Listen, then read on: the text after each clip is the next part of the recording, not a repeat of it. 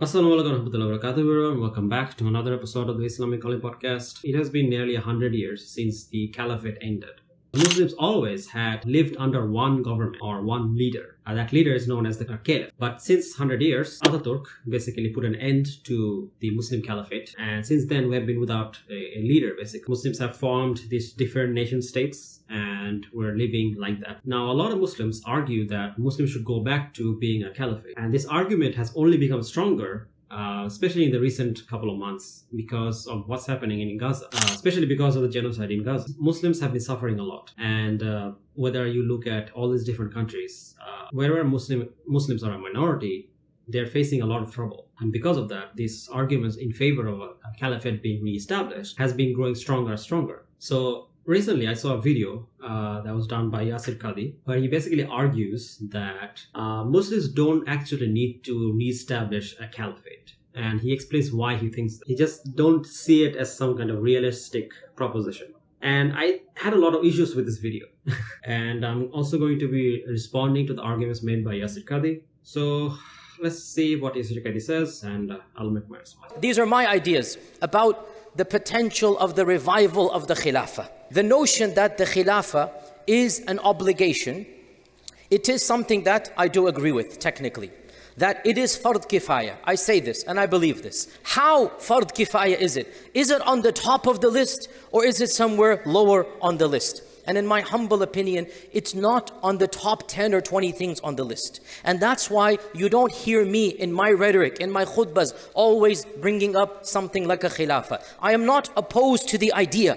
But in my humble opinion, when the average Muslim is struggling to be a good Muslim, when the average Muslim is struggling with iman, with salah, with ibadah, when the average Muslim is not even living an ethical life according to the sharia, then what's the point of bringing up khilafah in a khutbah where maybe 50% of the people are not even praying 5 times a day? So basically he's like, why talk about the khilafah? Muslims don't even pray 5 times a day. Like, why do you need to talk about it? Because the thing is that no one is arguing if you have a khilafah, somehow this is going to make up for all the personal mistakes you may have, right? Or somehow establishing a khilafah is going to guarantee paradise. Obviously not. However, if you have a righteous khilafah, that can increase religiosity in a society. And we know this because if you look at how our righteous predecessors lived and the kind of lives that they lived versus the kind of life that Muslims lead now in secular Muslim countries, you know that it's night and day. There is a psychological phenomenon known as the chameleon effect. So in case you guys don't know,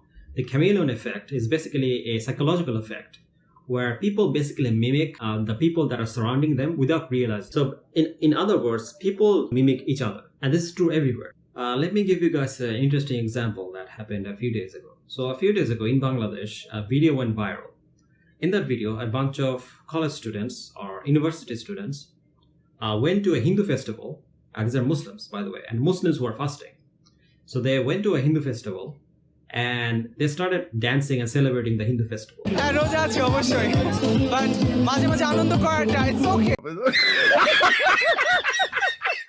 You'll probably be shocked when you hear this, that these Muslims who are fasting going to this Hindu festival and then dancing, right? But this is actually very common in Bangladesh. Like, this is the level of where like people's iman has gone, right? Secularism has damaged people's iman in this country to a severe degree.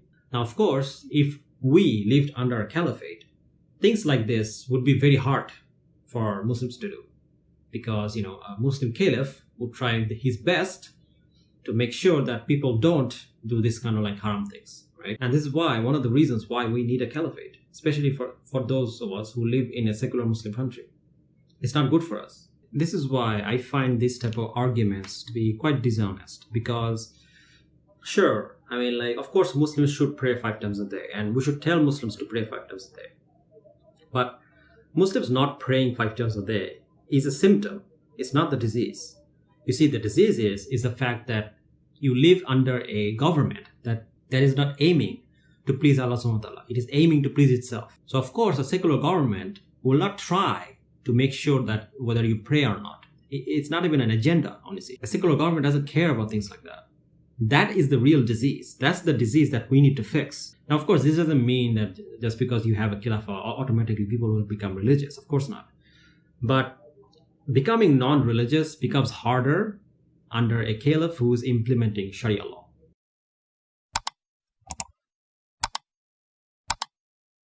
The Muslims of the West take as their role model the Muslims of Abyssinia. It is not our business to be a fifth column, to be some type of coup d'etats within the system. No, that's not what we are here for. And so basically here he makes the argument that, well, at the time of the Prophet, there were Muslims who immigrated to Abyssinia for money and whatnot, right? So this clearly shows that Muslims can live in a separate place outside of the Khilafah. So, we don't need to do anything from our own home. Especially Muslims in the West don't need to do anything. Here's the problem.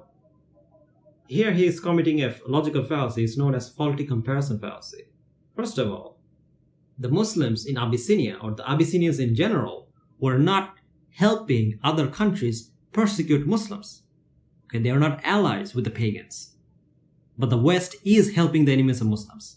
As a matter of fact, they are the enemies of Muslims. Okay, America, how many Muslims did America kill? The Western countries that you live in, how many? And Israel is directly funded by Europe. So what are you talking about that we have no responsibility in the West? Of course you do. You have the most responsibility because you live under their democracy. If there's to be any serious change, you're the one who can make it. You're the most important instrument in this war or massacre. So what are you talking about? My third point, the claim that if we had a Khilafah, Gaza would not be happening. I politely say this broad statement without any caveats, without any conditions, I have to say I disagree with. And I am a student of history. I'm not an expert. I'm a minor student of history. I read history. I love reading history, especially Andalusian history. I'm doing a deep dive right now about Islam in Andalusia. I humbly state my opinion, and that is, whoever says so, I don't think they have really studied Islamic history that well. They seem to have a very romanticized notion of the past. Khilafahs, to claim that if we had a Khilafah, Gaza would not be happening, there are at least two conditions that come to mind. More than two, but at least two. Number one, if we had a pious and righteous Khalifa. Number two, who had military and political strength in the globe. Then perhaps Gaza would not be happening. Okay, now let's deconstruct this sentiment, or this sentence. Politics corrupts the soul. Whether you're Muslim, Buddhist, Hindu, Kafir, atheist, power corrupts the soul. And absolute power corrupts absolutely.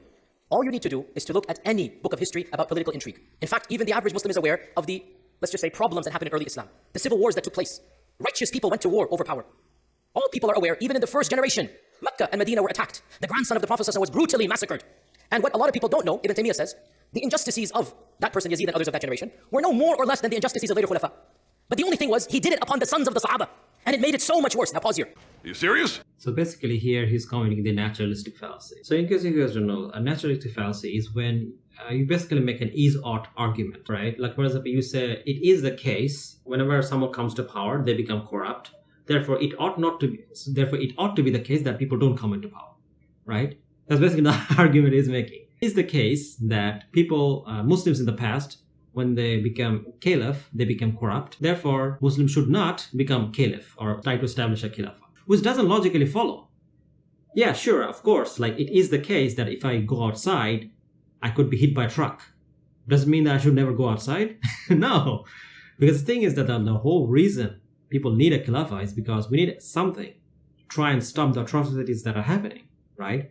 And a khilafah is the best chance that we have. Once you understand this, and I'm reading Andalusian history, I will tell you factually, the majority of armies and battles that took place in Andalusian Islam were between Muslims fighting for power.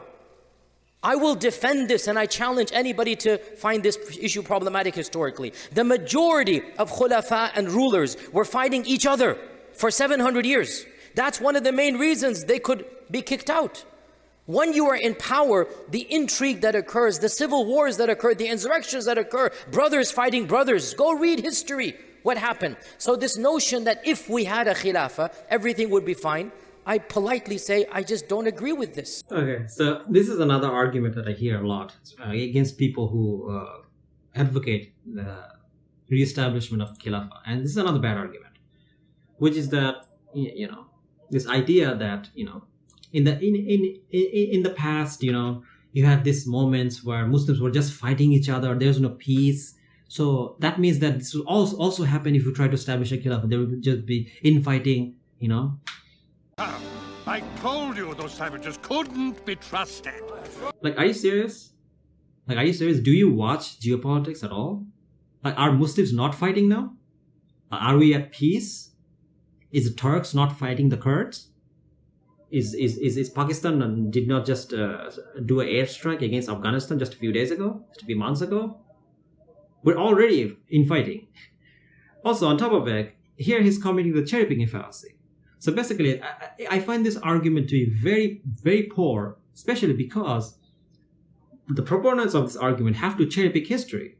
I mean, why are you going to later periods of Islamic history? Why not go to the time of Umar radiallahu anhu? Why not go to the time of Abu Bakr radiallahu anhu, or when there was no infighting? Or at least there was little infighting. Why not? All of a sudden, these time periods just vanished from thin air. So why are you choosing time periods where Muslims did fight and ignoring time periods when Muslims did not fight? Why is that? Again, like this is a very dishonest argument, and it doesn't logically follow because you have to cherry pick history to make your case. That's not necessarily true, because in the past Muslims did have peaceful existence under a Khilafah. So let's try to base our future Khilafah, if we are to have one, based on the times that there was no infighting. Then we can analyze history and see what went wrong to make sure there is no infighting. But to say that, because there was infighting, therefore there will always be infighting, it doesn't logically follow. Also, there is an assumption that the Khilafah will be superpower. No! When the Muslims were being massacred in Andalus, they wrote a letter to the Khalifa, Ottoman Khalifa. They begged him, we're being killed in the thousands. They begged him, we need Islam to be saved. And the Khalifa did nothing. Not that he was a coward, but he realized, I can't take on the Spanish Empire. 16th century, the Spanish Empire is becoming a superpower. The Khilafah is already stretched thin, fighting wars in the Balkans, wars amongst Greece, wars here and there. They realized, we can't take on the Spanish Empire. They did nothing militarily, and 100,000 plus Muslims were expelled, tens of thousands were killed, children were taken hostage and Christianized, nothing could be done. So this romanticized notion, if we had a Khilafah, this would not be happening. I'm sorry, I've said this bluntly before. We lost Al-Aqsa under a Khilafah, the Crusades, and we regained it in spite of the Khilafah. Salah ad-Din Ayyubi did not operate from the paradigm of the Khilafah. He actually operated as a separate state. He broke away essentially, and he did what he did outside of the realm of the Khilafah. So this simplistic notion, if we had, then I humbly say, unconditionally no. Again, like the same problem. Like he's just saying that, what if the Muslim ruler was this? What if he's like he has like 4 arms and like it can't do anything? What if he's this? It's that. Like, it doesn't matter. Like, the reason Muslims are asking for a Khilafah is for a good reason, right? Because we need one. It's like me saying that, I need to drink water. Without water, I will die. And you're saying, but if you drink water, you could get poisoning, water poisoning, or like diarrhea and all these other kind of things. You shouldn't drink water. You should just die. Like, what kind of argument is that? Like, it's so dumb. Zionists have waged war against Muslims. So have the Hindutva. Like, these people are posing literal existential threat to us.